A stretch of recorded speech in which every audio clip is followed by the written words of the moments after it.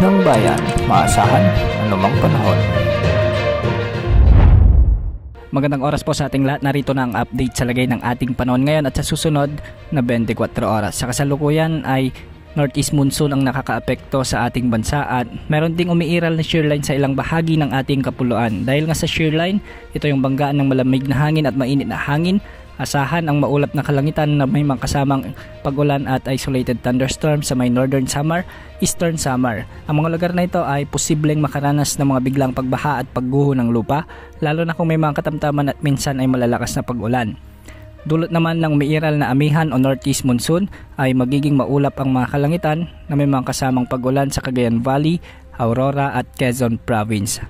Hindi rin inaalis ang banta ng mga flash floods at landslides, lalo na kung may mga katamtaman hanggang sa malalakas na pag-ulan. Samantala, easterlies naman o ang mainit na hangin mula sa silangan ang iiral sa bahagi ng Surigao del Norte, Surigao del Sur, Dinagat Islands at Davao Oriental.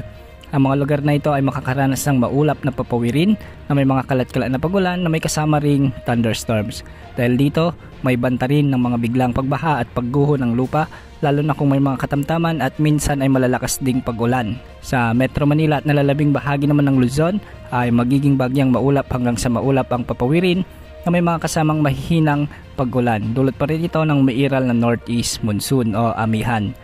At sa nalalabing bahagi naman ng ating bansa ay easterlies pa rin ang iiral, kaya magiging bagyang maulap hanggang sa maulap ang papawirin na may mga kasamang isolated rain showers and thunderstorms. Para naman sa lagay ng ating mga dagat baybayin ay posible ang hanggang 3.5 meters na mga pag-alon sa northern at central Luzon. At sa nalalabing baybayin naman ng ating bansa ay posible ang 0.6 hanggang 2.5 meters na mga pag-alon. Sa kasalukuyan ay wala pa rin tayong namomonitor na anumang sama ng panahon na posibleng pumasok sa ating area of responsibility sa susunod na 3 hanggang 5 araw.